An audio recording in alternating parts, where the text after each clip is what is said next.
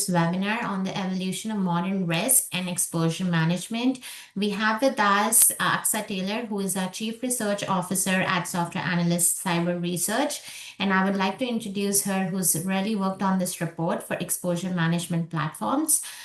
She will break down insights we have gathered through, from our field and share what's actually working alongside modern security programs. And I'll hand it over to her now to continue. Thank you, Nipur. Hello, everyone. Thanks for making time and joining us. So just to set the agenda, today I'll be walking through what trends we're seeing in the exposure management platforms world. So how there is convergence between VM, UVM, CTEM, and how everything's converging in this exposure era or exposure management in category. What are the key trends shaping 2025 exposure platforms? And what we've seen, not just from practitioner interviews, but by looking at some innovative solutions in the market as well. And what distinguishes a modern risk and exposure management platform, or how do you define risk and exposure in 2025 versus how you would do it before? And then I'll do a quick review of the practitioner's guide that's in the report and how to measure or how to find your best fit if you're a security leader. And then what the focus should be, what are the pitfalls to avoid, and answer any questions that you may have. Okay. All right. So before we even begin talking about exposure management and how it's evolved in 2025, I think we should go back and think about why it even matters right now and why these platforms, why there's so much investment in these platforms, why practitioners are thinking about this, and why many times these platforms are deployed alongside existing vulnerability scanners, and why just vulnerability scanning is not enough. So some of the things we're seeing from just research across threat landscape is the e-crime breakout, meaning the dwell time and breakout time for an attacker is much shorter now, with the help of just patterns, script executions, with the help of AI, machine learning, or just in general. What would have taken longer a decade ago to maybe do a phishing attack, to maybe do a social engineering attack or an identity attack is much more broad and much more easier now or faster now compared to before. So the average time taken for lateral movement, as an example, is now less than 1 hour, which used to be hours a decade ago. And 79% of detections are malware-free detections. Attackers are exploiting faster, breakout times are shrinking, and just the deployment as well. Companies and organizations are deployed across multiple clouds, multiple assets, workloads. Everything is a digital identity. So if one chain in a process is compromised, it's faster to spread across the entire organization within different constraints if there are no compensating controls. And so boards and business leaderships are increasingly holding CISOs accountable for exposure and not just vulnerabilities. They want to see how there is risk reduction in the organization and not just number of CVEs resolved. So the metrics are also different now versus what it would have been before. It's no longer about are you detecting CVEs and it's not about how many CVEs you resolve, but it's really about what are my top priorities? How much impact does it have? And how have you helped me reduce that risk? And that's the question that practitioners are asking when they invest in these platforms. And the other things, just what are the factors that are leading to modernization of exposure management? Well, first of all, most traditional vulnerabilities tools still behaved like finding lists and not risk reducers, meaning you find all the vulnerabilities, all the CVEs, you compare it, you attach it with a CVSS score, and then you say, okay, you have 10 critical, hundreds of medium, 50 or so high, and that leads to alert fatigue. So in legacy vulnerability platforms, ranking often means just relying on feeds like CVSS scores, even EPSS or KEV databases. But still, even with that context, it's only with feed context. There is no organizational context, there is no business context, and that leads to a lot alert fatigue. The other thing is the dashboards and the reports, the prioritization and contextualization in legacy vulnerability platforms was not as evolved.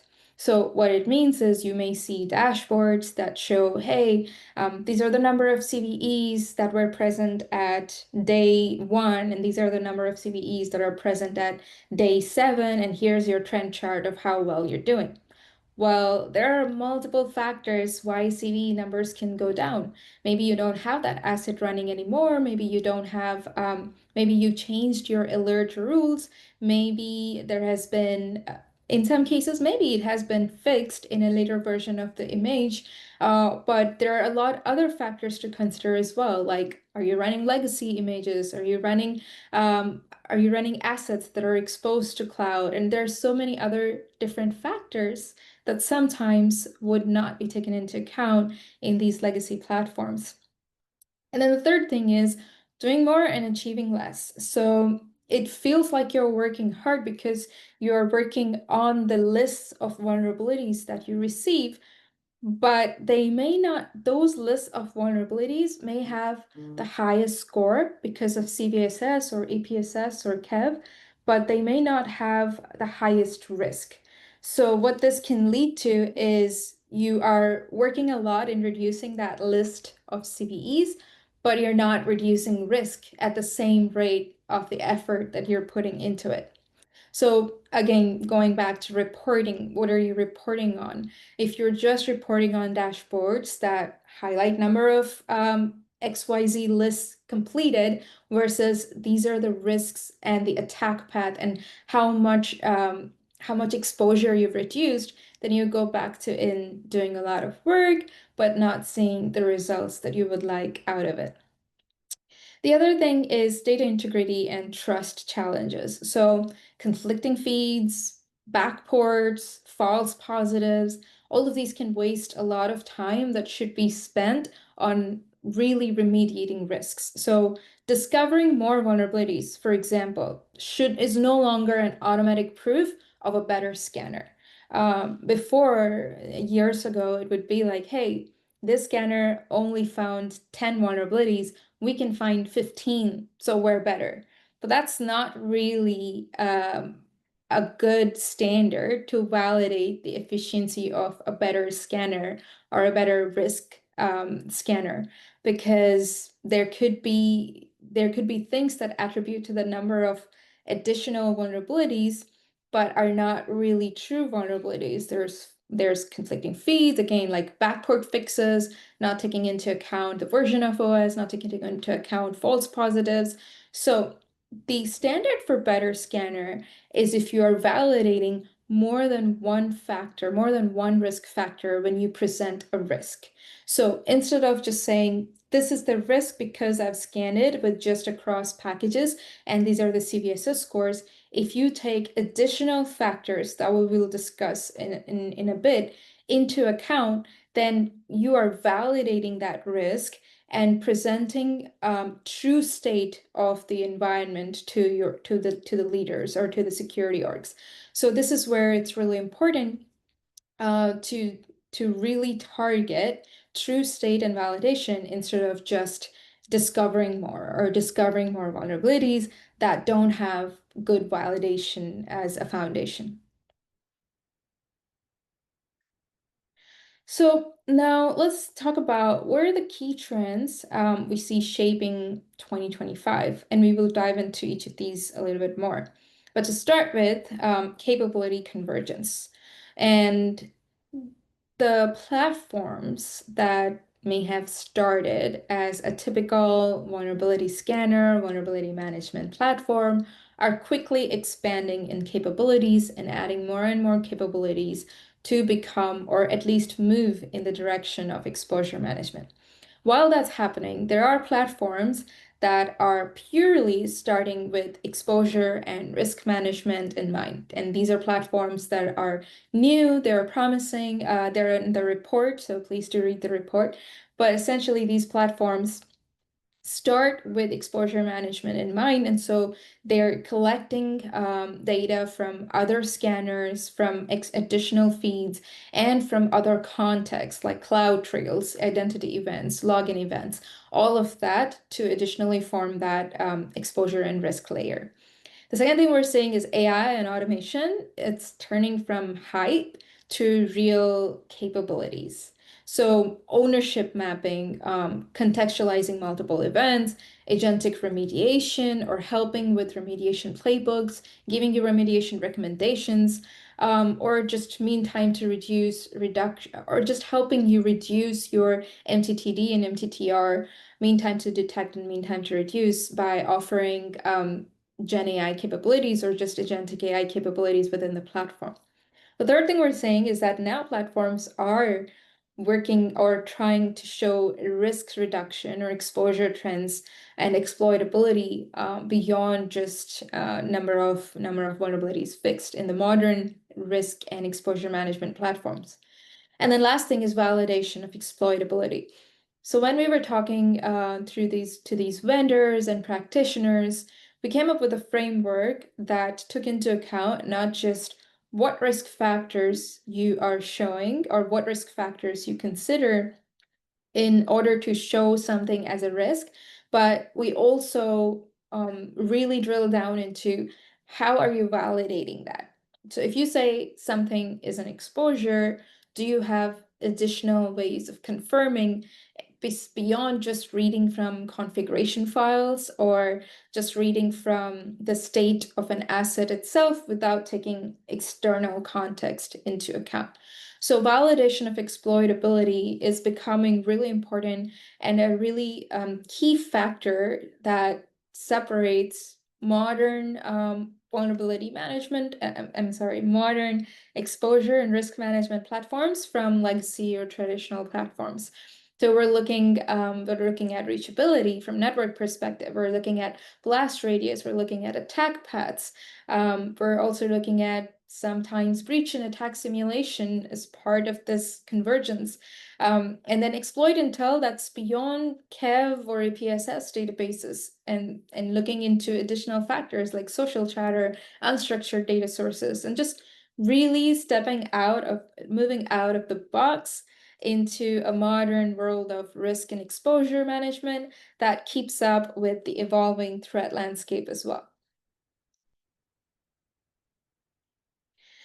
Okay, so one of the things I mentioned is the capability convergence. So if we were to put everything in different buckets, how are they all moving towards risk and exposure management? We all know VMs, traditional vulnerability management. The difference is they just show you the CVEs and the CVSS scores. That's it. They don't take any other factors into account, just your list of CVEs and CVSS scores.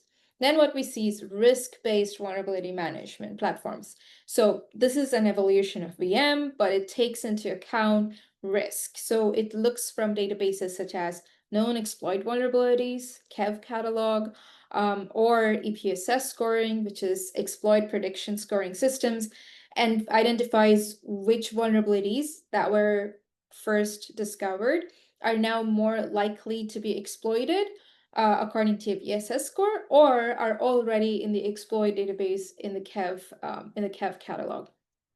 And then the third is unified vulnerability management. So in this, it's a consolidated approach to vulnerability management. So now you're ingesting vulnerability findings from not just your core vulnerability scanner or RBVM, but you're kind of aggregating from everywhere. You're pulling in from multiple sources, you're normalizing it, deduplicating it, and then you're helping with prioritization based on a centralized view.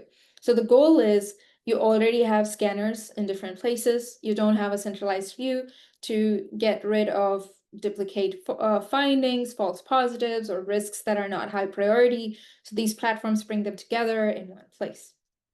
And then we see attack surface management, ASM platforms, and they map all the internet-facing assets and services and tie back to the owners, and then they call out exposures like open ports or misconfigurations or leaked credentials or expired certificates. And the goal isn't just visibility, it's also validation. So When combined with platforms like breach and attack simulation, now security teams can truly understand what attack surfaces are truly exploitable.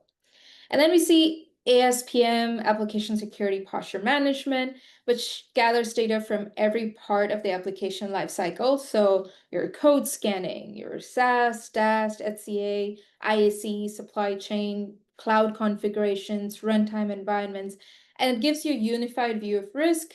But it's not just centered on visibility, but it also adds the posture context and the context and connecting all the workflows from code to cloud. And then there was the CTEM umbrella, which is a more evolved threat exposure management platform. But the way this was still defined is reading configurations, combining these combining these different factors, but still not evolved beyond configuration reads and such to define exposure. So what we're seeing with modern exposure management platforms is really converging all of these capabilities into one centralized platform. So you're bringing in not just the traditional TBSS scores, you're bringing in the risks from EPSS and KEV catalogs. You're bringing that unified view, pulling from different vulnerabilities. You're bringing that attack layer view, pulling into asset configurations, network posture, reachability. You're then also, in some cases, connecting with the entire life cycle. So code to cloud view, but from a risk perspective. And now you're moving beyond just reading from these events, reading from these logs, to actually validating it in many different ways that we will now discuss to actually define a risk and exposure and ensure that it is a true risk and validated exposure as opposed to an assumption based on certain rates.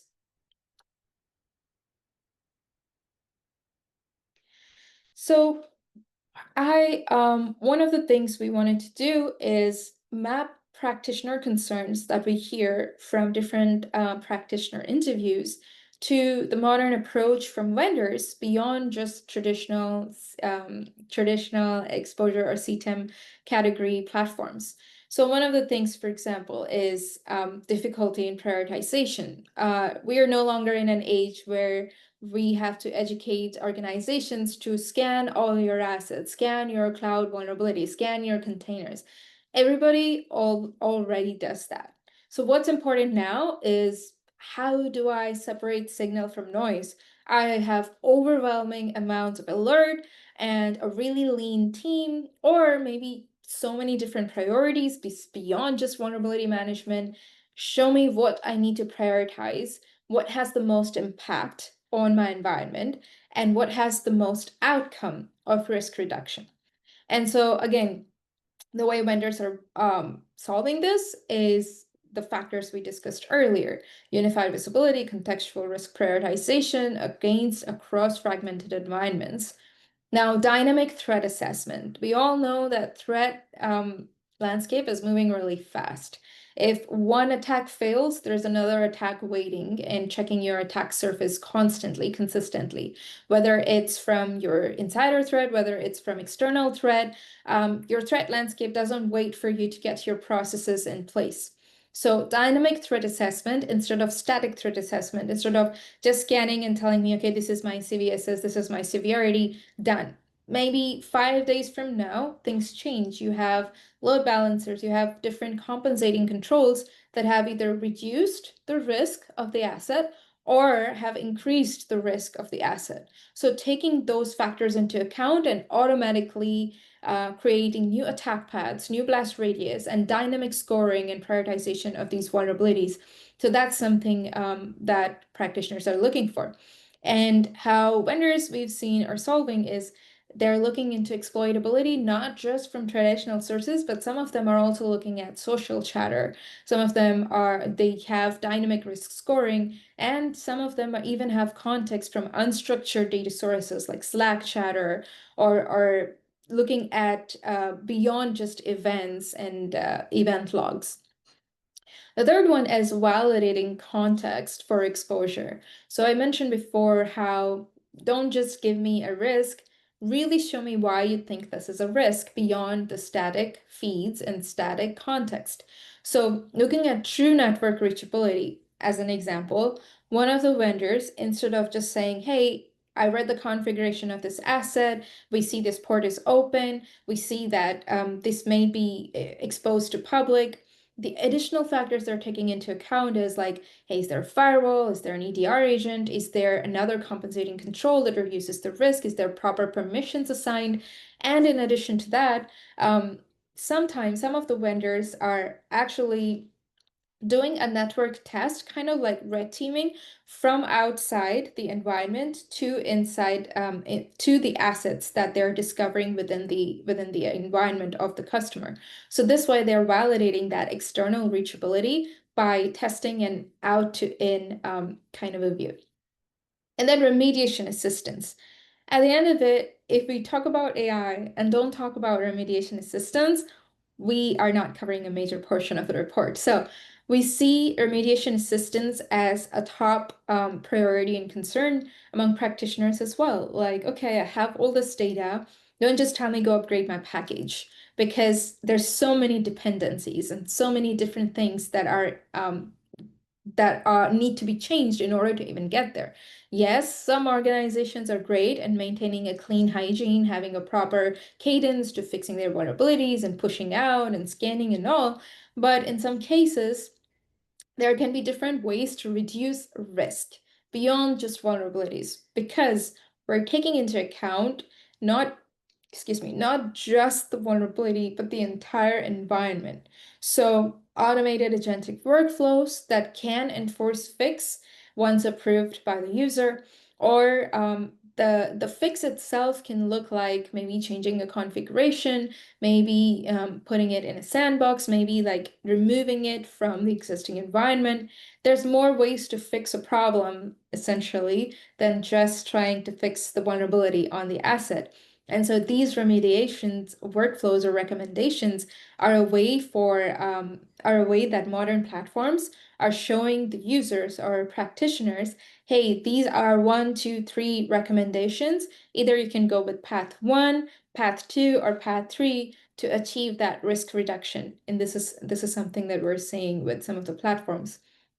And of course, at a really basic level, as in every other industry, whether we look at SecOps platforms, security data pipeline platforms, exposure management platforms, AI for summaries and contextualization, stitching together things, being able to answer things like, hey, what are my top 50 risks? What are my top exposed assets? Things like that in natural language comments or questions is something that we see across the industry as well.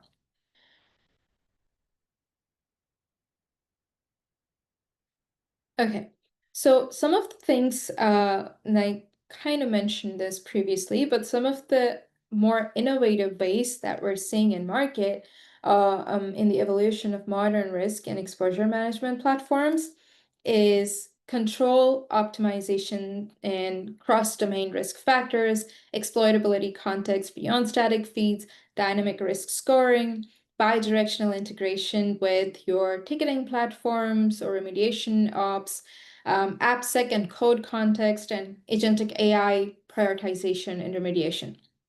So when I say unstructured data sources, just to deep dive into that one topic, we're seeing an emergence of platforms that can gain additional context about business criticality of an asset. So not just from a technical perspective, saying, hey, these platforms are exposed, these platforms have vulnerabilities, these platforms don't have proper compensating controls, but maybe they're just a dev environment with no sensitive data. But there are environments where lesser risk is higher in terms of your overall risk because they are production environments. So technically, they may have lesser factors than something you found in your dev environment, but because of the sensitivity of data that it's holding or the sensitivity to the production processes, these risks are much higher. So in this case, they're looking at assets based on information from sources such as ticketing systems, collaboration platforms like Slack, knowledge repositories, and dev tools.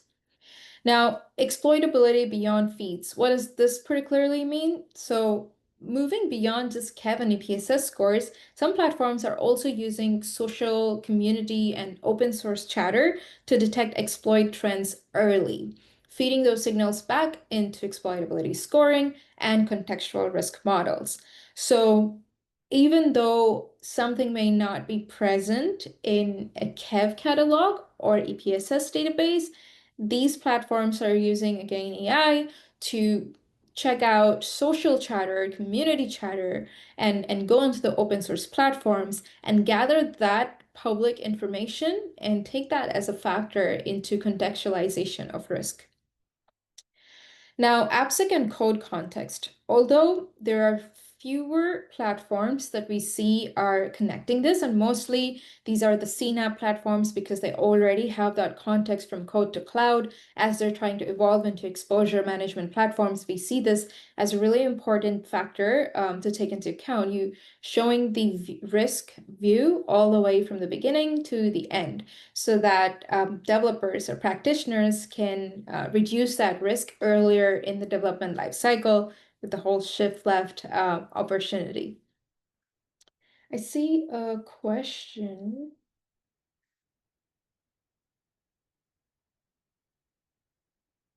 Oh, thank you, David. Appreciate it. David was just saying thank you for the presentation. Okay.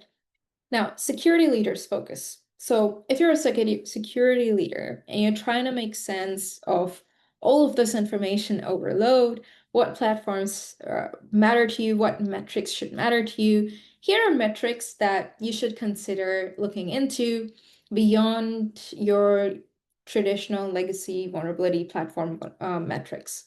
So number one, number of exploitable exposures closed versus number of vulnerabilities closed or fixed.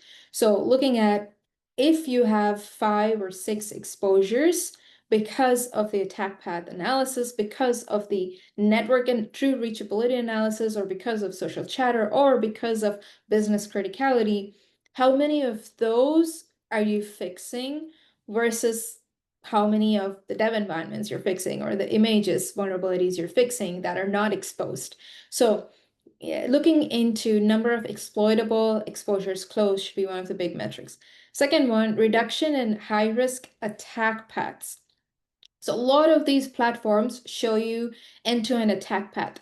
If an attacker is to compromise this asset, what is the chain of attack that the attacker can literally move within the organizations? Maybe this asset is talking, maybe it's a container or a VM that's talking to an S3 bucket that we have discovered has sensitive data. Maybe there's other layers, identity attack, how there could be a privilege escalation because of the overprivileged credentials or permissions that were discovered for this particular user, whatever the case may be, or particular asset, whatever the case may be, finding out how much you're reducing that attack paths by either configuration changes, zero trust implementation, or making so that you have better security posture in place to reduce the entire attack path that can happen if certain crown jewels or certain assets were to be compromised. So looking at reduction in high risk attack paths. And time from detection to remediation. Now, this is generally you have MTTD, which is mean time to detect. You have MTTR, which is mean time to reduce or remediate. But looking at a ratio of these two timestamps. So first of all, how quickly are you able to detect your exposures and risks with dynamic scoring, not just static scoring? And then how good is your remediation workflow, your remediation operations to get the context and information they need to reduce this risk quicker? And then business asset exposure score trend. So some of the platforms, they actually show not just the technical score, but also the business context score. So looking at that can also be a good view of your overall risk.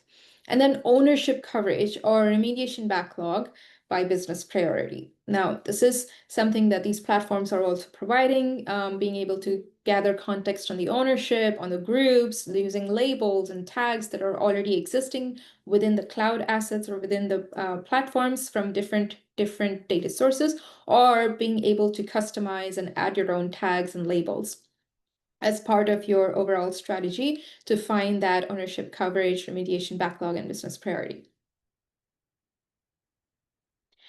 Now, we talked about the metrics that can be useful for you when you're looking into the platforms or when you're looking into reducing your overall risk. But how do you find which platform can help you resolve that or help you achieve that better posture or better state of environment? Or another way to say this is there are so many platforms. You may have strong areas and weak areas in your coverage already. So how do you know which platform to prioritize to cover your weak areas and strengthen your strong areas? So in general, we're seeing two types of emerging platform archetypes. So like aggregator style, this is where they don't usually have their in-house scanning, but they collect and unify data from different scanners, from posture tools and feeds into a single normalized risk view.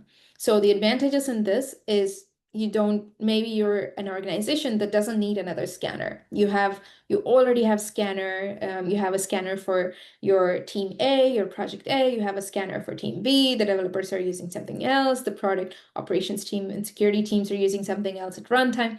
You just want one place to bring all this context together, deduplicate your data, normalize your risks, take into account additional context as we discovered earlier, and show you that centralized view. For those conditions or those situations, these aggregator style platforms may be a better fit for you. The other side of this is native scanner style. And mostly these are CNAP platforms that are emerging and showing you exposure beyond just your vulnerabilities and context from other feeds.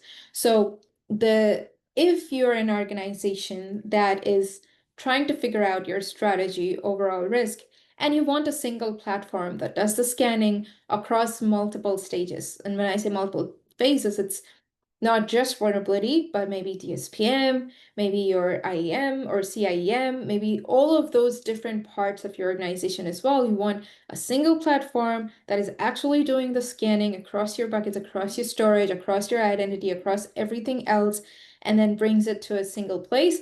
That's your CNAP type platform. These platforms are also now adding additional layers for exposure and risk management. They've already have that in-depth data from their own scanning, and now it's connecting these things together to give you that unified view. This is good also if you want to have code to cloud context, although some of the aggregator style platforms also provide such context. But in general, these platforms have that in-depth understanding and can be a good fit for your organization. Now, something to note is that these CNAP platforms don't have aggregation from external vulnerability sources as much as the pure aggregator style platforms. Now, while some of these platforms are bringing in data from external vulnerability sources like Tenable or Qualys, etc., it's still a limited data source set as compared to the other type of platforms. So depending on whether you want to go all in with single platform and expansion, or you want to bring together all your risk in one place and aggregate it and contextualize it, you can choose which architecture type fits you best. And then, oh, sorry, I meant to share this page. So again, just to summarize, aggregator style, unify multiple data, multiple tools, data, scanner, posture tools, everything. The advantage is organizations with already mature, diverse tool sets. Native scanner style, where it's continuous scanning across cloud, infra, identity, apps, code scanning, built-in analytics and remediation options. The advantage is immediate visibility and control, and reduced platforms or reduced solutions. Now, one of the things you'll find in the report for a practitioner is also this practitioner's guide to posture management. And what are the 5 steps to look into if you're trying to evaluate these platforms? One, decide which path fits your org. Are you a mature organization with many tools, or are you starting clean and you want to consolidate into a single platform? So again, aggregator or single solution.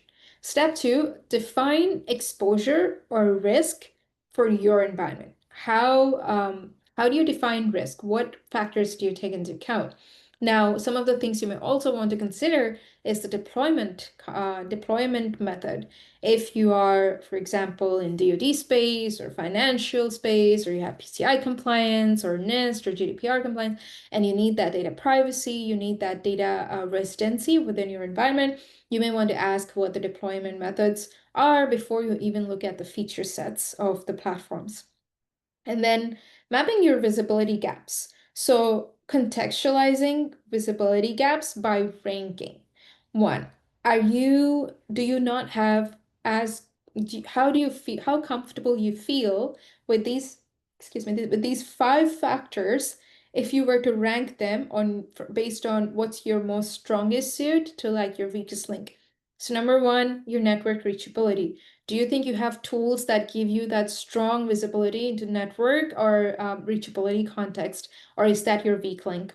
Number 2, exploit presence. Do you already have platforms that are giving you exploit presence based on maybe CVSS, CPSS, or CAB sources, but maybe you need more. Maybe you want to see exposure from unstructured data sources or other validations.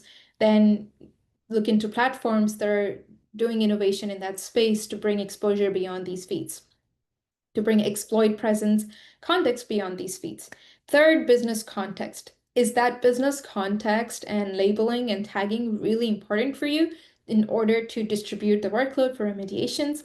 Then look into platforms that have the ability to go beyond just showing you what the context looks like technically. And some of these platforms even have process graphs and be able to show you from a business perspective what the exposure looks like and what are your main priorities from business context or production versus dev versus QA perspective.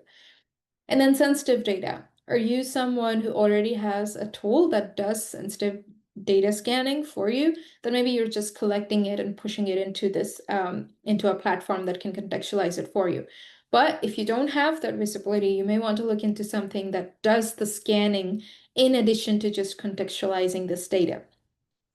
And then the impact of exploitation, as we mentioned before, there are different platforms that do this attack path and blast radius kind of visibility. And so if that's something that's important to you or top priority in your ranking, then you may want to just eliminate those that don't do this and focus on those that do. So by ranking it across these 5 structures or 5 categories, you kind of get an idea on which platform has more innovation or more validation in this category, and maybe that may be a better fit for you. And then you go on to eliminating those that don't fit your other factors. Now, another thing is remediation assistance.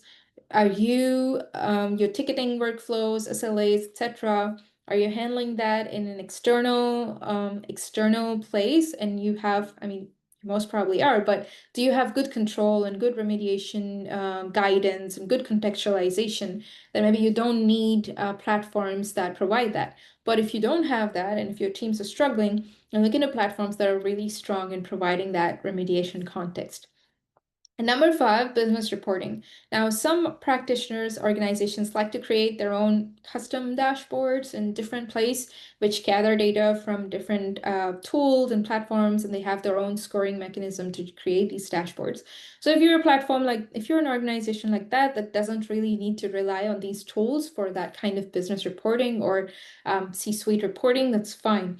But if you're someone who wants that quick reporting for you created within these platforms, then look into platforms that provide that reporting beyond just CVSS scores or number of vulnerabilities and how they're showing you your risk reduction.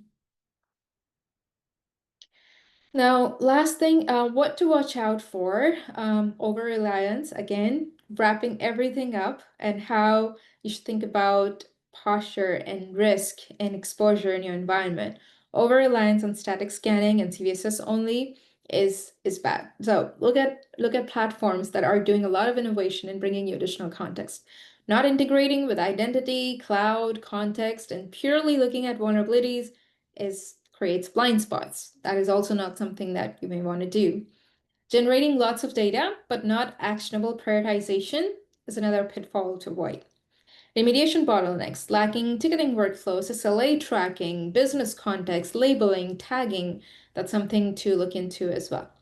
And then not aligning to business objectives. Security, which is seen as a cost and not as a value.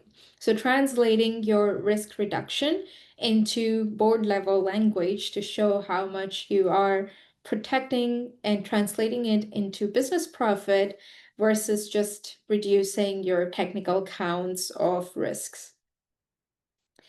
In the report, we've done this evaluation across some of the top vendors, innovative vendors, emerging leaders, and emerging innovators in the space. So please take a look at the report in which you will find a lot more information across how we validated these different platforms to bring you that quick visibility into their strengths and differentiators. That way you can then align them to your own strategy, to your own security posture and the business decisions as you invest in exposure management platforms. Now, the framework we used is essentially mapped to the framework for Practitioner's Guide to give you quick visibility, which is deployment. We already brought this information together for you on how these platforms are deployed, how they're collecting data from multiple sources, what are the different data sources they can pull data from for contextualization, prioritization, exploitability, business criticality, context. What are the different factors they take into account to give you that prioritization? What does exposure mean, and how do they validate that exposure? Measuring what actually matters, and how are they maintaining a true risk state, and dynamic scoring to give you that real validation of exposures and risks within your environment. And then remediation, orchestration, any remediation help, any REMOps workflows, or how do they have bi-directional workflows with your ticketing system so that when you resolve your tickets in your ticketing platforms like Jira, ServiceNow, how do many of these platforms have bi-directional workflows to also show you an active state and no stale states of how you're doing it from a remediation perspective. So if you would like to learn in depth about these platforms, please take a look at our report, which takes into account deployment, data collection, prioritization, exposure, and remediation workflows for you.